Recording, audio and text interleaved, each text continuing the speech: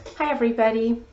I wanted to take a few minutes to talk with you about convergent and divergent thinking. Creativity and innovation require both convergent and divergent thinking.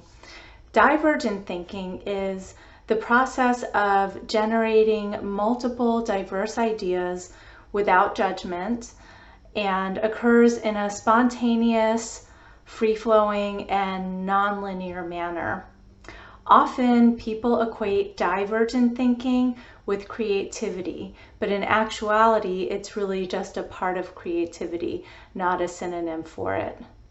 Creativity actually requires both divergent and convergent thinking. Convergent thinking is the ability to apply rules and bring material from a variety of sources to bear on a problem in such a way as to produce the right or best answer. It's where you judge and evaluate ideas for appropriateness and test the ideas against constraints. People often call that critical thinking. It's actually a subset of critical thinking, and critical thinking is a part of successful creative thinking. For most work, we need to go through multiple iterations of convergent and divergent thinking. So, as I said, to be innovative and creative, both divergent and convergent thinking are necessary. However, in your education, high school and college courses, you may have noticed that they place a strong emphasis on developing students' convergent thinking skills, such as examining ideas for appropriateness and fit with constraints. But opportunities to practice divergent thinking are often limited, and there are valid reasons why convergent thinking tends to be emphasized in classrooms over divergent thinking. For example, divergent thinking treats all ideas equally, regardless of context or applicability. Divergent thinking is often hard to measure with traditional grading rubrics or assessments, and divergent behavior in classrooms may cause disruption. So therefore, we expect students to display good judgment or convergent thinking strategies so that they can make correct decisions. But this focus has unintended consequences. Unfortunately, many people have the misconception that critical thinking skills or convergent thinking can be developed and improved, while divergent thinking skills are magical and innate and cannot be developed, when in fact both can be developed with practice and feedback.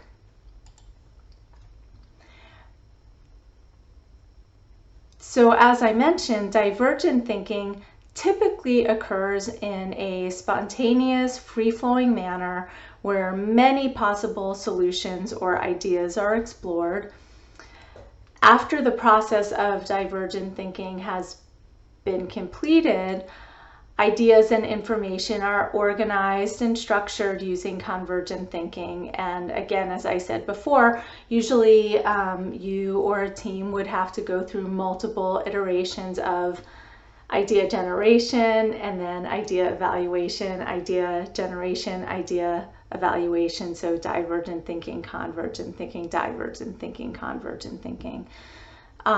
It is really important to separate and give space to each type of thinking. Often when we're supposed to be brainstorming, we're also judging and criticizing and censoring. This sets up unnecessary conflict between knowledge and imagination.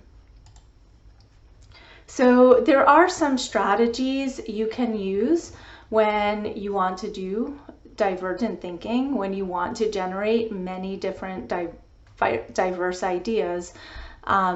So when you're brainstorming, either on your own or especially with a team, you want to generate as many ideas as possible in a short period of time.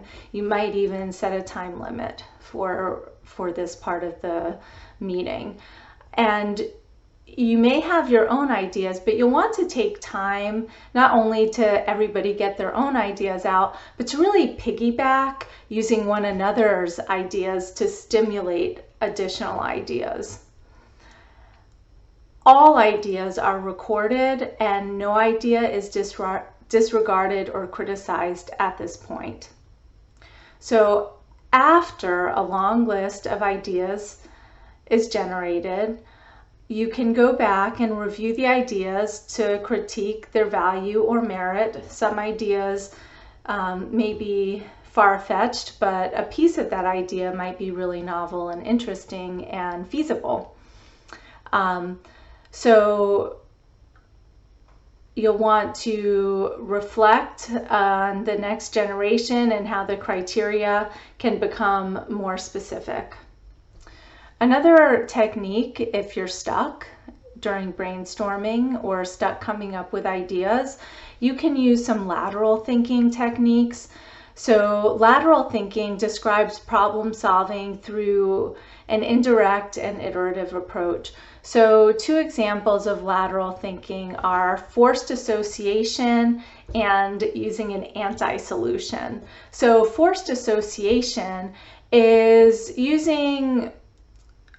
often using a random association, such as an entry from the dictionary or even an intentional analogy to think of the problem in terms of something else. So you're bringing another idea that is seemingly unrelated into your brainstorming session and relating what you're thinking about to that word or that idea to spark some new and different ideas.